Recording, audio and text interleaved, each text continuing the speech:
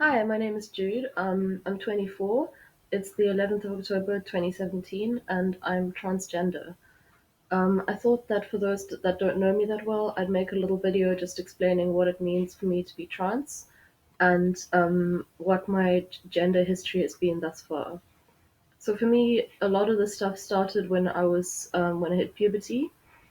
So when I was about 11 or 12, you know, all the girls were sort of, there was a sort of an expectation that you would wear, short skirts and shave your legs and armpits and have long straight hair and wear makeup.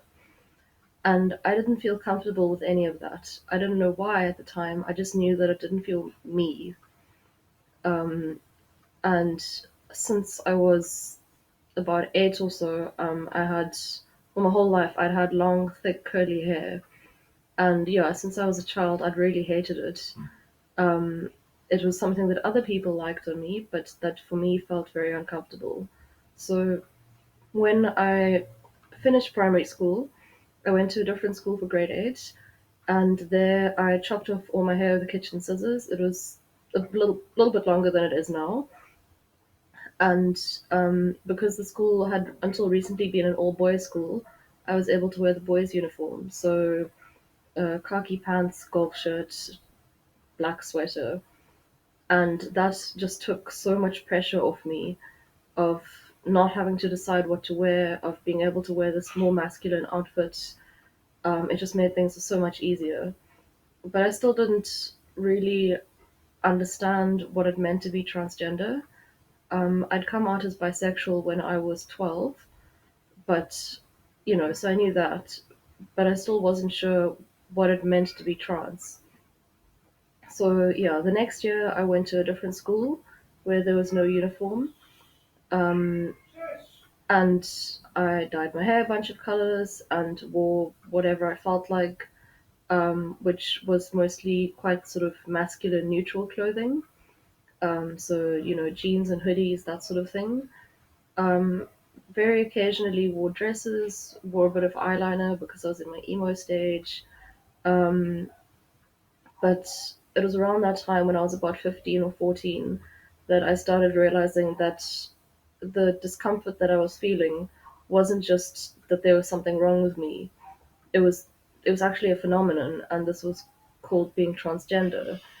And I realized that things for me about puberty that had been so difficult and painful, like getting periods and growing breasts and my body becoming a more sort of female shape, um, all those things were actually quite normal for someone who is trans to feel uncomfortable with.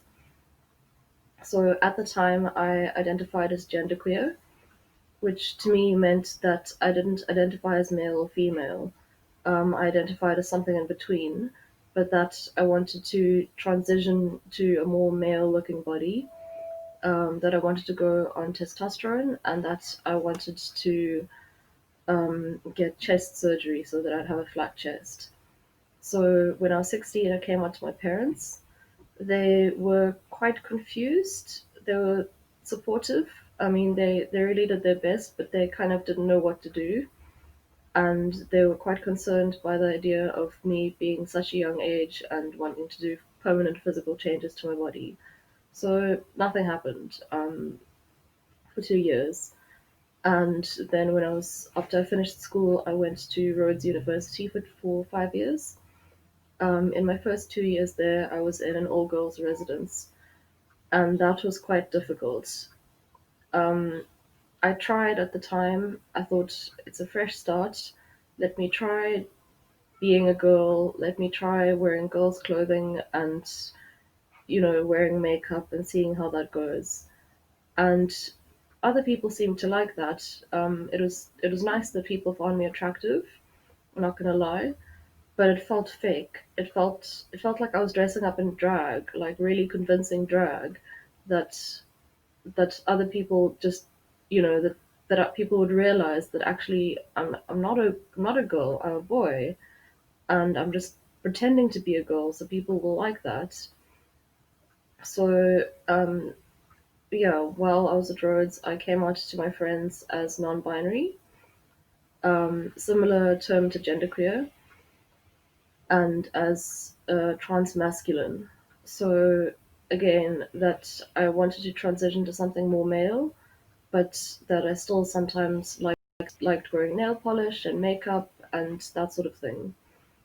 Um, and then last year I decided, okay, actually, I was 23, and I thought I've had enough. I can't actually take this anymore. I can't go on living my life feeling this uncomfortable. So in April or March this year, I contacted the Triangle Project and I went to see Ronald Adenol, who works there. And he was very helpful and asked me a lot of questions about my gender identity. And he referred me to the psychiatrists at the transgender clinic in Groote Hospital. So it was another good couple of months. Eventually, I went to see them. Um, Again, they asked me a bunch of questions about my medical history, about my gender history, about my identity. And then they referred me to an endocrinologist, also at Groote. And they also referred me to a plastic surgeon. The problem is the waiting list for top surgery, for chest surgery in South Africa through the public healthcare system is 20 years. So I knew that if that's something I ever want to do, I'm going to have to do it privately. So anyway, I tried to contact this endocrinologist and nothing happened. I tried for about a week and no one answered the phone. So I decided, this is just not happening. I'm going to go the private route. So a friend of mine referred me to Dr. Hilton Kaplan, who works close by to where I live. So I went to see him last week and he asked me a bunch of questions and did a medical exam and he gave me a prescription for testosterone. So last Wednesday I started testosterone, which I'm really excited about.